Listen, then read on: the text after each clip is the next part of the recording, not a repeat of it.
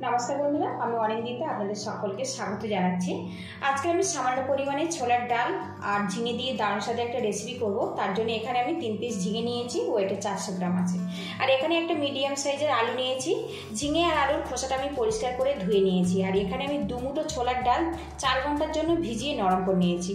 और 4 घंटा भिजिएछि तार जोन्नो किन्तु डालटा बेश फुले गेছে। और देखुन এখন কিন্তু বেশ নরম হয়ে গেছে। এইভাবে কিন্তু ভিজিয়ে রেডি করে নিতে হবে। দেখুন ডালটা পারফেক্ট ভাবে যদি ভিজে যায় তো এইভাবে চাপ দিলে কিন্তু খুব সহজে ভেঙে যায়। দেখুন এখানে আমি একটা মিক্সিং জার নিয়েছি, এর মধ্যে আমি ছোলার ডালটা দিয়ে দেব। আর বন্ধুরা ছোলার ডালের পরিবর্তে আপনারা কিন্তু মটর ডাল মসুর ডাল ব্যবহার করতে পারেন।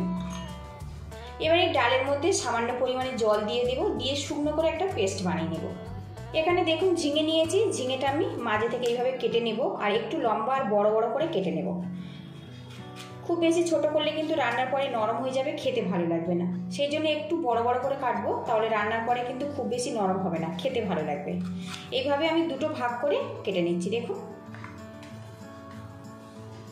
তো দেখুন 3 পিস ঝিঙে কিন্তু আমি একটু বড় বড় করে কেটে নিয়েছি। এবার আলুটা আমি একটু লম্বা লম্বা করে কেটে নিব।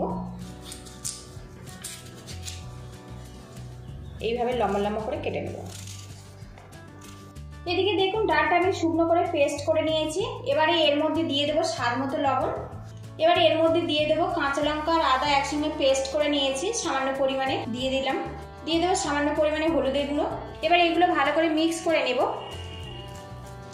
এদিকে কড়াটা আমি গরম করে নিয়েছি আর এর মধ্যে দিয়ে দেব সরষের তেল।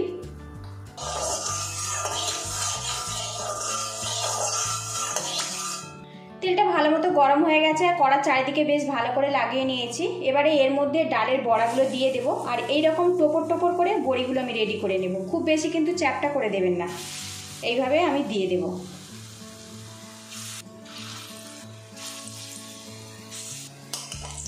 বড়িগুলো আমি এবার উল্টে পাল্টে দেব।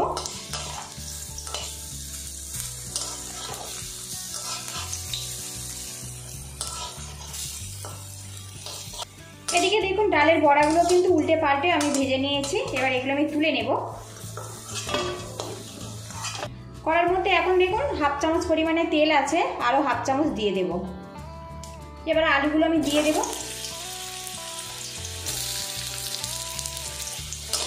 আলুগুলো তেলে একটু ফ্রাই করে দেব যাতে রান্নার পরে খেতে ভালো লাগে।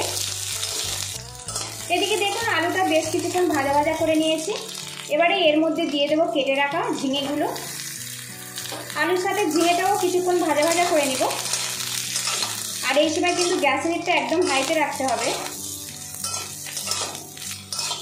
ঝিঙে আর আলুটা বেশ কিছুক্ষণ আমি ভাজা ভাজা করে নিয়েছি, এতে ঝিঙে আর আলুর কাঁচা গন্ধটা পুরোপুরি চলে গেছে।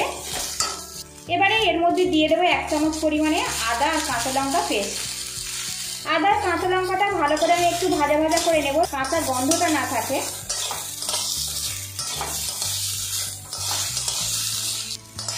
আদা দিয়ে বেশ কিছুক্ষণ নাড়াচাড়া করে নিয়েছি, এতে আদার যে কাঁচা গন্ধ ওটা পুরোপুরি চলে গেছে। এবারে এর মধ্যে দিয়ে দেবো গ্রেট করা টমেটো। এবারে এর মধ্যে দিয়ে দেবো 1 চামচ পরিমাণে ডালের পেস্ট, এতে তরকারির ঘনত্বটা পারফেক্টভাবে তৈরি হবে। দিয়ে দেবো হাফ চামচ পরিমাণে হলুদের গুঁড়ো, দিয়ে দেবো হাফ চামচ জিরের গুঁড়ো, দিয়ে দেবো হাফ চামচ পরিমাণে রেড চিলি পাউডার, এতে তরকারির কালারটা ভালো আসবে। আর বন্ধুরা যদি না পছন্দ করেন তো রেড চিলি পাউডারটা বাদ দিয়ে দেবেন। দিয়ে দেবো স্বাদ মতো লবণ।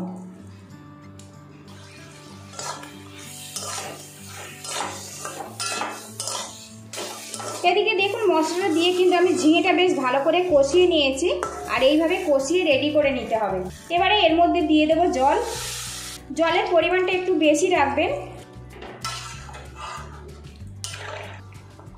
এদিকে ঝিঙে আর আলুটা কিন্তু বেশ ভালো মতো ফুটে গেছে আর কষানোর সময় কিন্তু ঝিঙে আর আলুটা কিন্তু বেশ কিছুটা সিদ্ধ হয়ে গেছে। এবারে এর মধ্যে দিয়ে দেবো ভেজে রাখা বড়াগুলো। বড়াগুলো দেওয়ার পরে কিন্তু বেশ কিছুটা ঝোল টেনে নেবে, আপনারা কিন্তু সেই মতো জলটা দিয়ে দেবেন। কষানোর সময় ঝিঙের আলুটা যেহেতু সিদ্ধ হয়ে গেছে, আরও আমি 3 থেকে 4 মিনিট ফুটিয়ে নেব, তাহলে কিন্তু একদম পারফেক্টভাবে রেডি হয়ে যাবে। এদিকে দেখুন বড়াগুলো কিন্তু ঝোলের মধ্যে পড়ে বেশ বড় বড় হয়ে গেছে, সাথে আলু আর ঝিঙেটা কিন্তু বেশ ভালো মতো সিদ্ধ হয়ে গেছে। এবারে এই ঝোলটা আমি নামিয়ে নেব। কড়াটা আমি পরিষ্কার করে নিয়েছি আর এর মধ্যে দিয়ে দেবো 1 চামচ পরিমাণে সরিষার তেল, দিয়ে দেবো হাফ চামচ 5 ফোড়ন, দিয়ে দেবো লঙ্কা। এদিকে দেখুন ফোড়নটা হয়ে গেছে।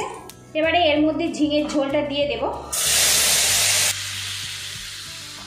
এদিকে ফোড়নটা হয়ে গেছে, আর ফোড়ন দিয়ে কিন্তু 1 থেকে 2 বার ফুটিয়ে নেব, তাহলে কিন্তু রেডি হয়ে যাবে ঝিঙের ঝোল। আর বন্ধুরা, বেশিক্ষণ ফোটালে কিন্তু এই ফোড়নের গন্ধটা ঝোলের মধ্যে পাওয়া যাবে না, অল্প সময় কিন্তু ফুটিয়ে রেডি করে নিতে হবে।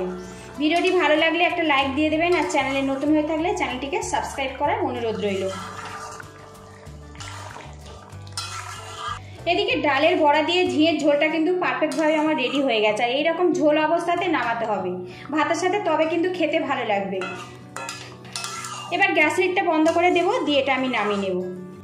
ঝিঙে বড়ার ঝোলের রেসিপিটা ভালো লাগলে বাড়িতে অবশ্যই এইভাবে ট্রাই করবেন। আপনারা ভালো থাকবেন, সুস্থ থাকবেন, দেখা হবে নেক্সট ভিডিওতে।